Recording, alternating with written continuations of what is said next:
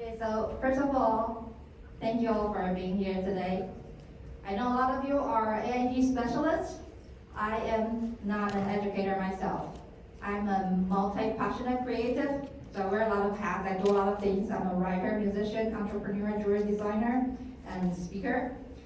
So, but I'm twice exceptional myself, so I kind of qualify to be standing here, I hope. This is my lifelong passion. So, I really appreciate you for being here because people usually care more about other things than the mental health of the gifted. So you guys are very special. Now I will be using the term 2E and gifted interchangeably in my presentation, but a lot of my experiences and information, you will find that they also apply to AIG students or even non-AIG students. And the reason I focus on 2E, gifted, is because this is the population that are at higher risk for mental health issues, and there has not been a lot of study on it. So having struggled and come through it, I believe I have a little bit of wisdom to share. And I'm testing a new presentation format today, so you will be provided with the slides at the end of the presentation, so there's no need to just keep writing. You can just focus on my words, unless it's like the words that are not on the slides and you want to jot them down. Okay, my name is Mu-Yin, by the way. My name is Mu-Yin, and I usually go by the name Molly. So Molly is my American alter ego. So just call me Molly. There's no need to just like struggle and say, how do you pronounce your name? Is it Mu-Yin or is it Mu-Yin? It doesn't matter. Just call me Molly. Easier. So let's start with my gifted education. I grew up in Taiwan. Both of my parents are teachers, and I have two brothers. One big brother, one little brother. That's a silly me there. I was identified as gifted when I was 8 years old and placed in a pull-out program. And I went to a pretty westernized and liberal school in the area, as westernized as Asia could be back in the 80s. So I was a straight A student. School was super easy for me. I never had to study. I really thrived at school. But the best thing about my support system was that my parents and teachers, they were not like your stereotypical Asian parents or teachers. They were really laid back when it came to my academic performance. They knew my true passion lied in arts and music. So they really nurtured my creativity. They encouraged me to express myself artistically, like my unique artistic expression. They really cherished that. So what I really want you to know that I received optimal support when I was a child, when it came to my giftedness. Okay, this is as good as it can get, at least in Asia. So there was always a lot of positive encouragement and enforcement. I was very used to being told I was special and smart, but as a child, I was unaware of my difference. I thought everybody had the same intelligence, just like me, and I thought my teachers and parents, they were just nice to me, you know? Now, from the adult perspective, everything seemed pretty good. I was every parent's dream, and I know this because other parents would tell my parents, and my parents would tell me that other parents told them that, oh, your daughter is so smart, she's so creative, she's great at whatever she puts her mind into. She has friends at school, you never have to worry about her homework. You know, like, just a great kid. What more can you ask for? Oh, yeah, sure, she has occasional meltdown, but she's just a kid. Which kid doesn't throw some tantrums, right? She'll be fine, she'll grow out of it. That's adult's perspective. And my inner experience said something different. I didn't understand simple social cues that seemed to be so easy for my classmates, so I often felt stupid and confused. I suffered from extreme social anxiety, especially in front of strangers. I was fine with my friends, but I was extremely shy, and I would not go to the store and buy anything for myself because I didn't want to hand the money to the cashier and receive the change back. It was too scary for me, so I would not do that. I also felt everything very intensely. And I didn't understand why other people didn't seem to feel the same thing I did. I had very insecure attachment to my mother all the way until I was in middle school. So after middle school, it got much better, but before middle school, I would not allow my mother to leave my side without my permission. If she had my permission, she can go, but without my permission, I would just follow her around wherever she went. So it was really hard for my mother. I also felt life was unjust a lot of time. So unfair. Why? Because my mother had a baby after me without my permission. And that kid took all of her love away from me. So, not happy. Middle child syndrome is real, okay? So,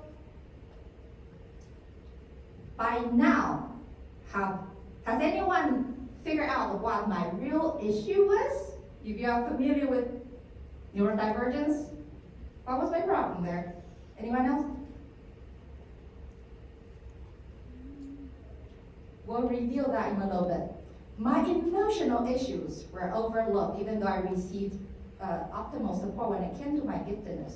Why didn't anybody notice there was something strange about this kid?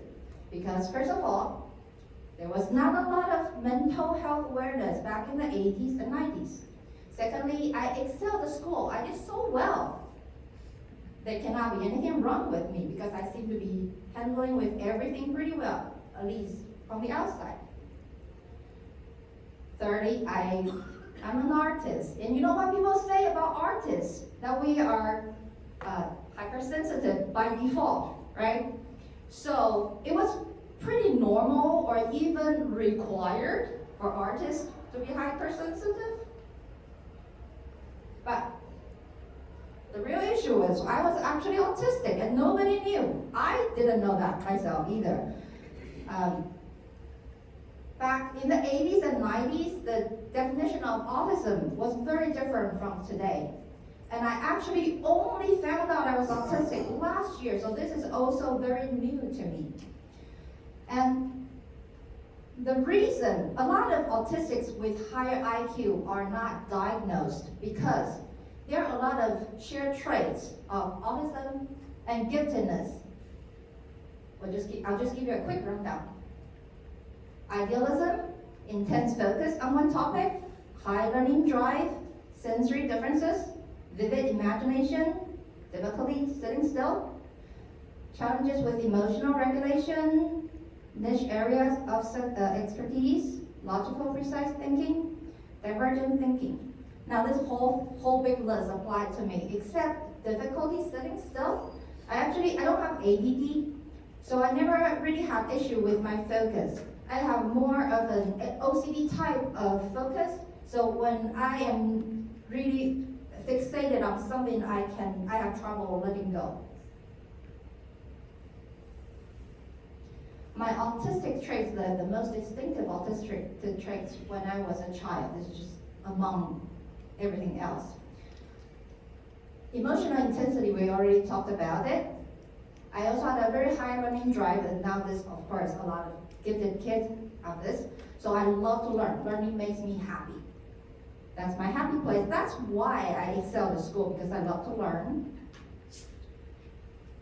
Empathy and lack of boundaries. So as a child, I would absorb the emotions and energy of everybody around me. And when I was that young, I didn't know how to protect my energy, my space, and I didn't even know if there was any permission to do that. So I absorbed everybody's emotions around me. Now, later on, this became a huge issue when I was a teenager because my parents had really opposite personalities. And it caused a lot of confusion and internal conflict. Bottom-up thought processing. I learn best when I can learn systematically. When I learn something new, I want to learn everything about it. And if I am forced to learn only pieces of it, then I tend to get really confused and unable to move on to the next level. But if I'm fortunate enough to have an entire textbook of something, then I'll just learn it, and then after I cover my foundation, then I can make really rapid progress later on. Since adolescence, since high school, a few more autistic traits rose to the surface because I was developing my self-awareness. Adolescence is a really tough transition time for autistics and neurodivergent people in general. Is it true that did everybody have have trouble with their adolescence, or was it just me? Because it was traumatic, because I was developing every way, emotionally, spiritually, mentally, intellectually, physically, every way, and it was so confusing and so overwhelming. And on top of that, I had other issues to deal with, physical issues, communication problems with my parents, academic pressure, all kinds of stuff. So it was really hard, and I started to notice some new traits, like perfectionism. I actually didn't have this issue when I was a child. I got really serious when I was in high school. Black and white thinking. I actually thought everybody was as extreme as me, but I was told that I was pretty extreme and intense. That's what they say. I was intense. And in my mind, I was like, what do you mean by I'm intense? I'm so normal. Self-loathing and low self-esteem. I always had a little bit of issue, low self-esteem when I was a child. Even though I excelled at school, I was never really confident about myself. I'm not sure why. And this problem became much worse when I was a teenager. So, I became depressed and suicidal when I was 16 years old. Did I give you guys a trigger warning? By the way, we will be talking about suicide, so it is not too late to leave the room if you have to. But I will be really sad if you leave, because I love talking about suicide. And that sounds very morbid, but I'm autistic, so I say a lot of strange things. My giftedness became a double-edged sword when I was growing up. Academically and artistically, everything came too easily for me when I was a child. So when things started to get hard during high school and my expectations got higher, I couldn't cope with the changes. Because everything was too easy for me when I was a child, I never developed the patience to work hard for success. Because I always got everything right on first try. I never developed the tolerance for mistakes. And because when I was a child, I always got whatever I wanted, whenever I wanted, at least artistically and intellectually. I felt entitled to have whatever I wanted for the rest of my life. That's not how life works, right? But I didn't know that. My hypersensitivity got much worse when I was a teenager. I was never bullied when I was in school because smart kids are the popular kids in Asia. So people didn't bully me. But I was my biggest bully. So people around me walk on eggshells because they didn't know when they would accidentally say something wrong to hurt my feelings. The fact is, nobody needed to say anything, and I was already hurt. This is a big problem with, I believe, with a lot of gifted children, the expectation gap. So there was this life that I wanted, expected, and there was this life that I actually experienced and felt, and there was this huge gap between these two, and I couldn't cope with it. I didn't realize I was setting unrealistic standards for myself. And so there was constantly this question of, why am I not more accomplished if I am actually as smart as what people say I am? Why can't I have what I want right now. And the fact is nobody could have what I wanted because I wanted a perfect life. But I didn't know I was being unrealistic. So basically, life was not good enough for me. People around me were not good enough for me. And most importantly, I was not good enough for me.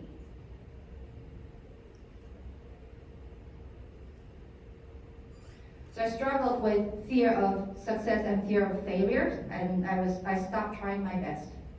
Because if I don't try my best and fail, then I can always say, what? I didn't want it to begin with. That's why I failed. I didn't even try. That's too easy. It's not worth my effort. I had a love-hate relationship with my giftedness, and I would use it as a leverage to get adults' attention.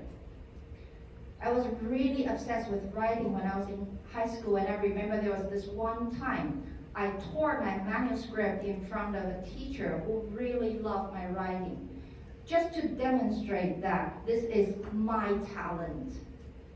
I can destroy it whenever I want. If I really don't want it anymore, then I don't want it anymore. So I just wanted. The truth is I really just wanted the teacher's attention, but I would do something like that. And I was unsure of my parents' love for me, their unconditional love. I didn't know if they loved me because I had been a good daughter, a good student, or if they loved me because I was me. So I started to fail at school because I wanted to know, I needed to know how bad my grades needed to be before my parents would notice their daughter was not doing okay. And because I had really low self-esteem, I was self-harming.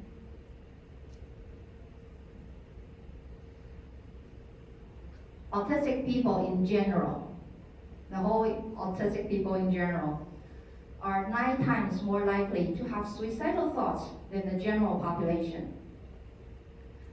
Autistic people with IQ over 120 are almost 6 times more likely to have suicidal thoughts than autistic people with lower IQ. About 40% of autistic people have an IQ above average.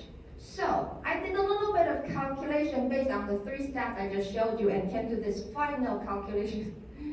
Autistic people, gifted autistics, are almost 18 times more likely to have suicidal thoughts than the general population.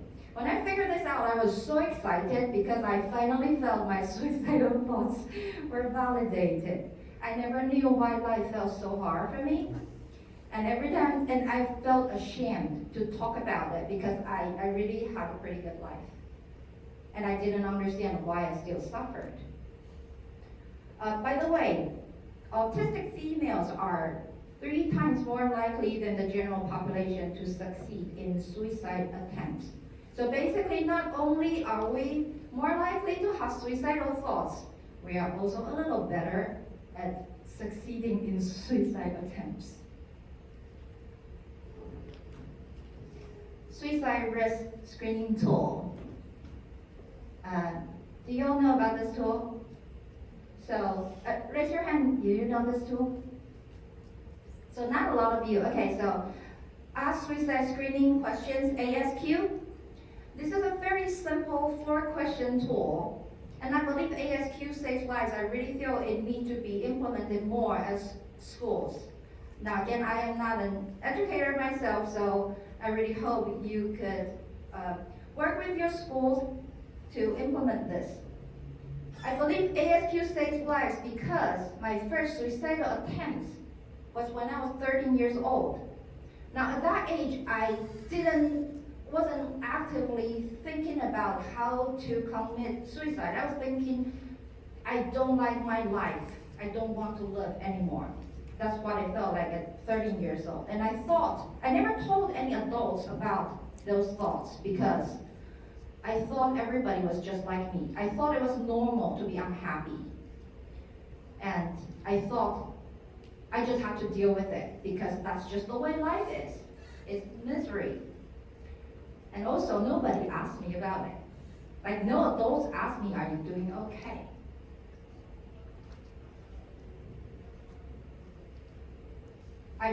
So basically, I really feel if there had been an earlier intervention, then my life could have been totally different, at least when it came to my mental health. But again, this was the 80s and 90s, so I don't blame anybody, because it was just pretty much non-existent at my time. So I'm really glad we are doing much better today. So ASQ, 30% parents of autistic youth, unfortunately, they declined suicide risk screening for 2 fears. One, they are concerned the screening would make their children think about thoughts that they never had before. I do not agree with this, but apparently this is one of their fears. And another fear is they worry that their children don't even have the intelligence to understand the concept of suicide. So I am pretty sure this is not the case, especially when it comes to autistics with higher IQ, which is also the population with much higher suicidal thoughts. So I do feel that ASQ is an important tool, especially for your gifted students, not just autistics, gifted students. This is a high risk. And so, why are gifted autistics more likely to have suicidal thoughts? This is my interpretation, my own experience. This also applies to your neurodivergent ADHD kids. But for me, we have the autistic traits that we have to deal with. That was already pretty overwhelming. And if you have higher intelligence, you are great at mind games. You manipulate other people, and you manipulate yourself. You do 2 things at once. You don't know that, but you always are manipulating yourself when you are trying to manipulate others, whether you realize it or not. So on top of your neurodivergence and your giftedness, you also have to deal with the normal stress that everybody has. So that's a lot, isn't it? So because of that, you start to wonder, is life really worth it? It's not fun. Perfectionism and suicidal ideation. So it's very hard for me to admit this, but these were my thinking for many years. I'd rather be dead and perfect than alive and a huge disappointment. Was any of you at Dr. Matt's perfectionism class yesterday? So if you were, then you would find a lot of the things that I talked about in my presentation really is what he was talking about, the unhealthy perfectionism that I didn't realize was unhealthy in my earlier life. So that's what I was thinking about a lot. If I die now, I'll never have to face the potential mistakes and failures in life. My intelligence, my giftedness, it was a huge part of me. And I always thought smart people didn't make mistakes. Smart people didn't fail. So I was so terrified of making mistakes and fail and feel like I was not smart. At that age, nobody had told me mistakes and failures are the building foundation of success. I wish somebody told me that. Maybe they tried, I just didn't. I was a teenager. I want to be remembered as someone with great potential. I was obsessed with this idea of great talent, great potential. Of course, people said that about me all the time, but I always felt like I didn't have enough potential to accomplish my goals. So it's a kind of idea like, the prettier you are, the more people tell you how pretty you are, the less pretty you feel you are, because you feel like there's always somebody else who is prettier than you, and you feel like you cannot succeed in life if you are not the prettiest person in the world. Lastly, this life is not what I expected it to be, therefore I consider it ruined. So this is the same thing as what I was talking about, the expectation gap. So let's dive into more details about how my giftedness drove me to suicidal depression. I was very creative as a child, but among all of my creative endeavors, one thing that really stood out among the adults around me was my talent as a writer. Why did I notice that? Because both of my parents were teachers in literature. So of course they noticed that right away because they were the experts. They noticed their daughter had a special way of expressing her thoughts and emotions using her very small vocabulary. I still have a very small vocabulary today, but I know how to use my very small vocabulary very well. So not only my parents and my teachers also noticed that about me. So there was a lot of encouragement, compliment, and unlimited supplies of books from my dad. They were very laid back when it comes to my giftedness, but they always supplied me with whatever I needed and asked for. So because of that, I quickly became more involved in writing. And since middle school, I decided to become a professional writer. And the desire to become a professional writer became more and more intense. And by middle school, it became almost like an addiction, an obsession. I was reading a lot of Western and Japanese literature at that time. A lot of these writers wrote about suicide. A lot of them actually died by suicide. So this is the kind of literature that I was drawn to as a teenager who was already depressed. These writers, they romanticize the idea of suicide as a simple and beautiful solution to the misery in life. Escapism, it's easy. And for teenagers, it was a really seductive concept. So I'm not saying not to read these kind of novels, but I'm just saying from my experience, they really affected me.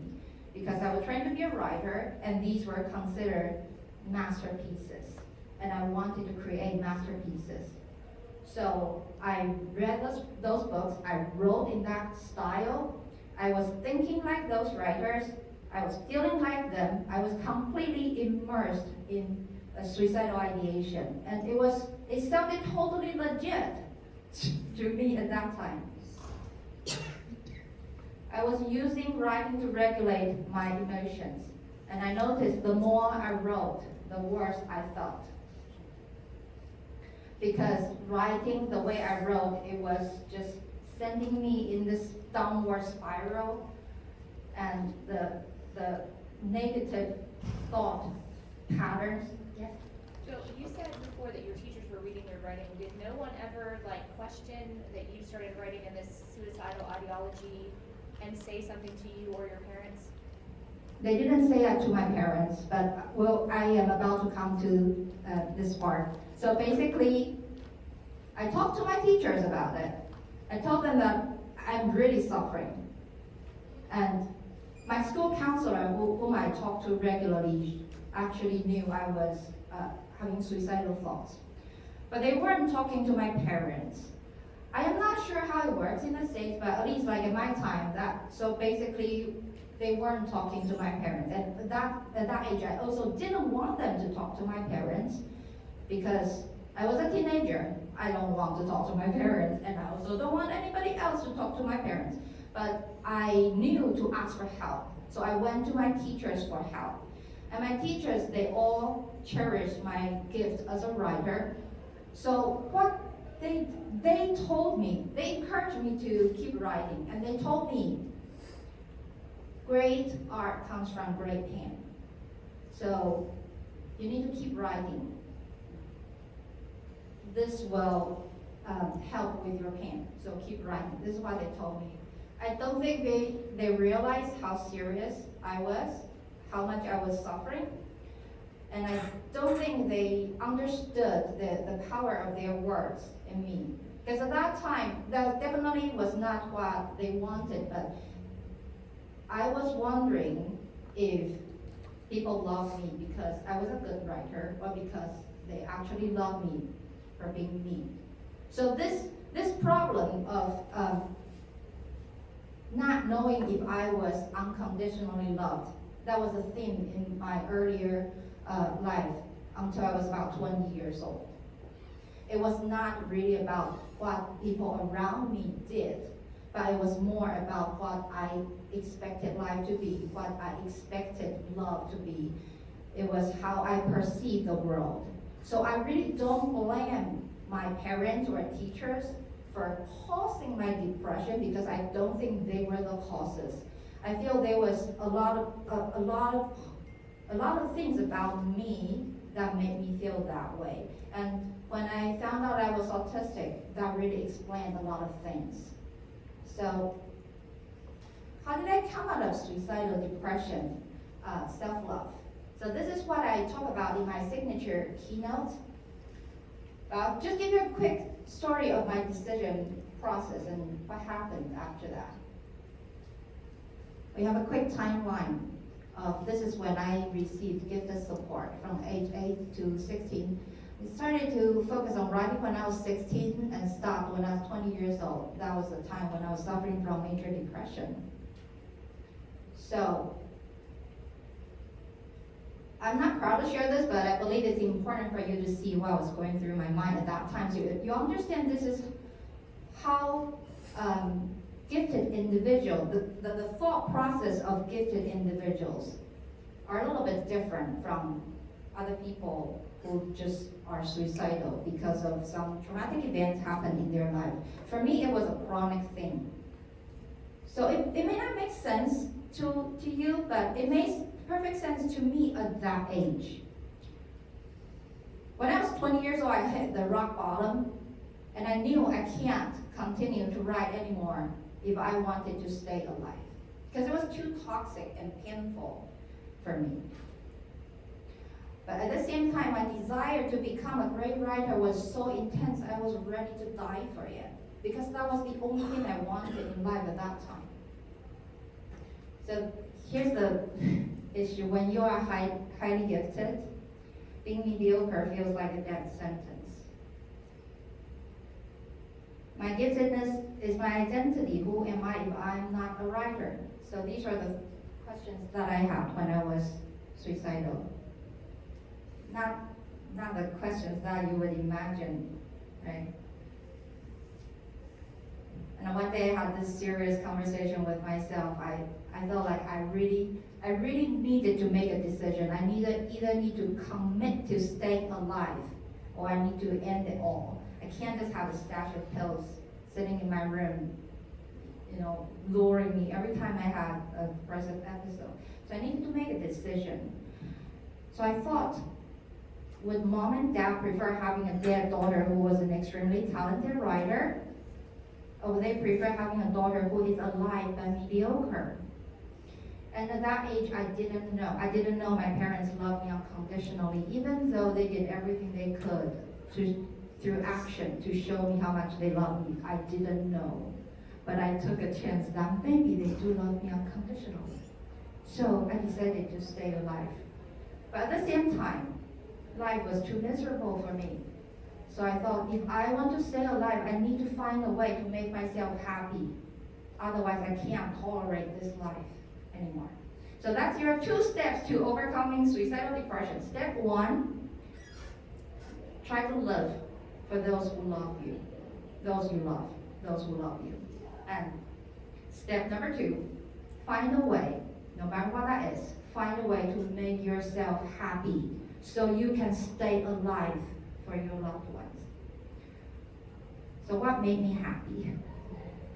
I decided to go to music school. Now this was a very tough decision for me at that time, because I never received great music education. I didn't have a great piano teacher because there was nobody around me who was in the music circles. They didn't know how talented I was as a musician. And I had so many interests when I was a child, so music was just one of the so many interests.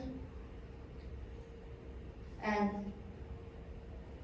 when I decided to go to music school, even my own piano teacher didn't think my techniques was good enough to get to music school. I had trouble getting a professor to write a recommendation letter for me because he didn't think I was good enough. My therapist was against the idea because he felt music school was my way to escape from reality. And he told me to my face that I needed to stay in therapy for the rest of my life because I would never be normal without therapy.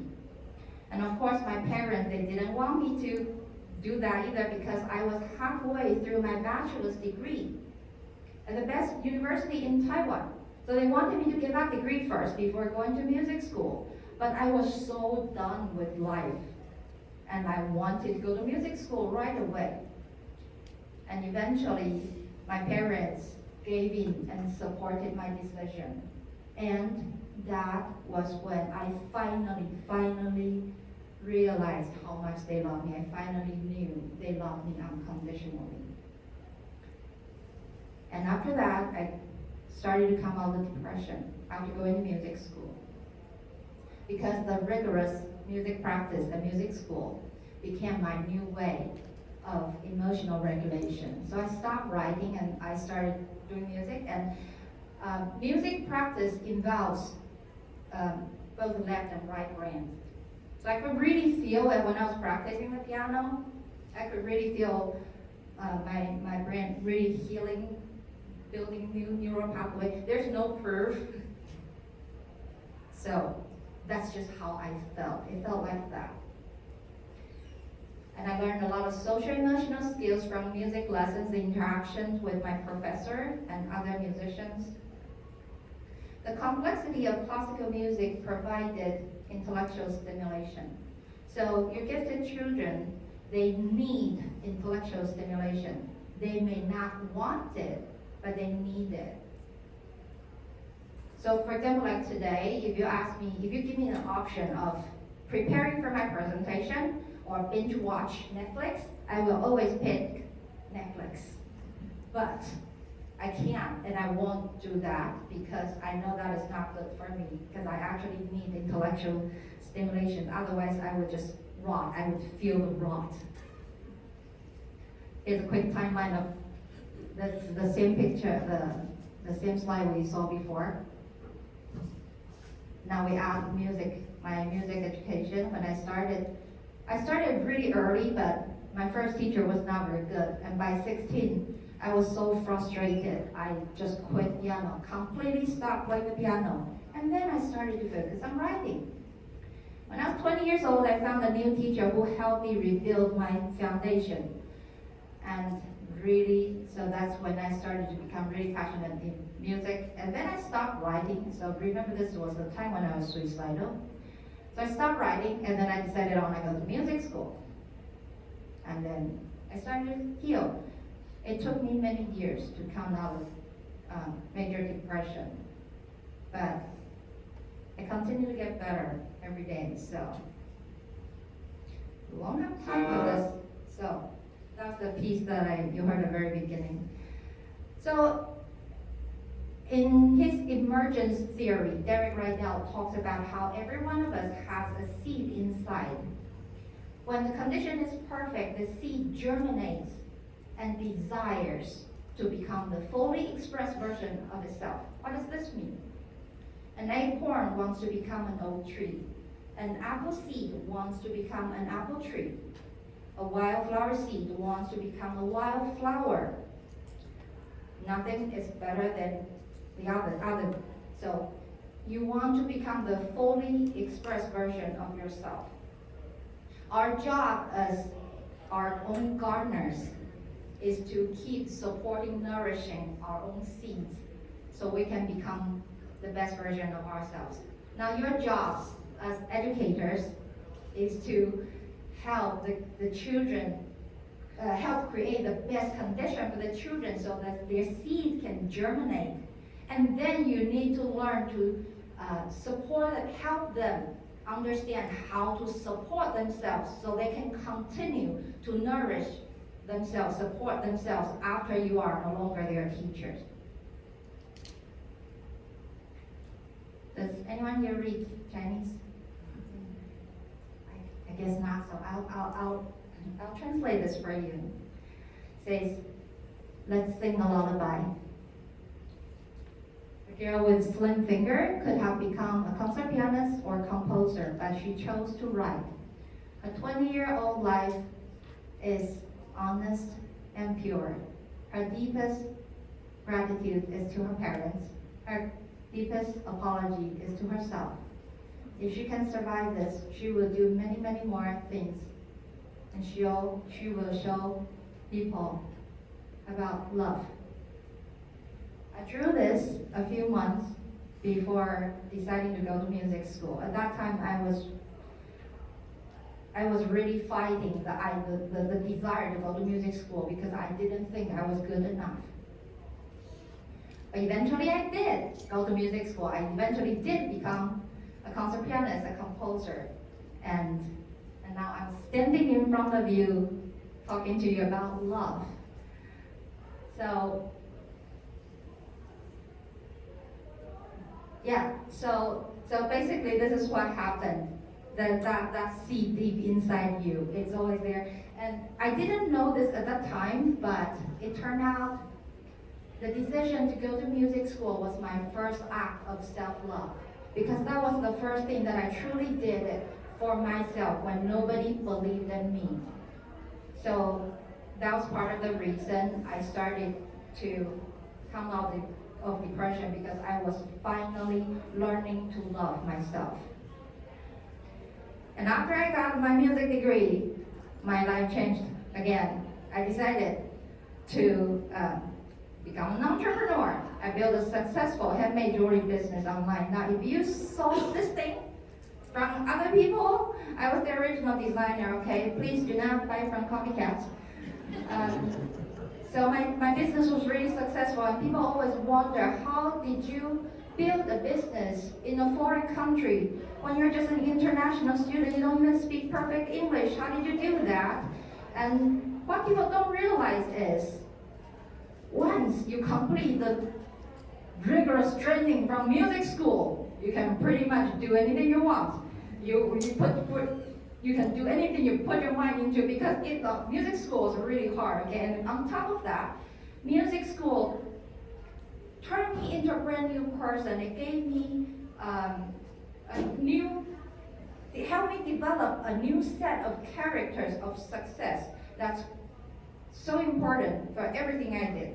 So remember, I had this issue with impatience. Now, after music school, I finally developed the patience to work hard, because that's what you need to do in music school. So music school was my exposure therapy. I developed the endurance for mistakes, because that is what you need to do in classical music. You keep making mistakes for hundreds, thousands, tens of thousands of times until you make less and less mistakes. I finally have humility for failures, because again, that's what happened in music school. You just will have to keep failing. I became more resilient to criticism, because every week we have to listen to the critiques from our professor. So when we're supporting the mental health of gifted learners, there are 3 focuses. 1, you want to let them know that they are loved unconditionally. 2, you want to let them know their lives have a purpose. And lastly, they have a higher need for self-fulfillment. They need to be challenged intellectually, like what I said earlier, and they can do hard things. They definitely will not like to do it, but you need to show them, let them know that they can do hard things, and sometimes it is necessary to do hard things. And it's a courageous thing. Life cannot always be easy, and it is okay. When we break it down, love, the first one, let them know you care about their wellness, individuality, more than you care about their giftedness. This is what I thought I didn't have when I was little. Give them space to process information and emotions. They probably already know what they want and need, so just give them some space, especially for teenagers. Teach them self-love, self-compassion, self-care. So this thing I didn't know anything about self-love, because I grew up in Asia, we have different kind of model for love. The love language in Asia is through action, not words. So my parents never verbalized it for me. And being autistic, I didn't understand it because they didn't say it. So I need people to say that to me. And you cannot outsmart them, but you can outlove them. And I'm very, very grateful that this has happened several times in my life. You cannot outsmart me, but you can outlove me. Setting correct life expectations. My expectation for our life was too high. Process over destination. Simple idea, right? Success is built on mistakes, so we already talked about this. It is very, very, very important. Again, not just for your neurodivergent, I believe this applies to everybody. You can do hard things, we just talked about that. Talent is overrated. Hard work and consistency are key.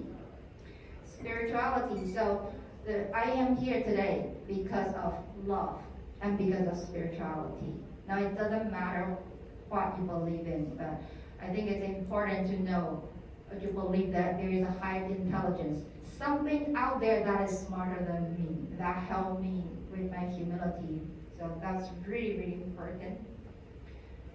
Listen and observe your gifted learners. They will show you what their heart truly desires. So all you need to do is to just guide them a little bit after you observe them. Avoid overcompliment. They already know they're smart. They already know they're good. Don't make them feel too good about themselves. It's not about what they do, but how they do it. So that's like with what happened in my life, and I've changed my passion, my interest so many times in my life.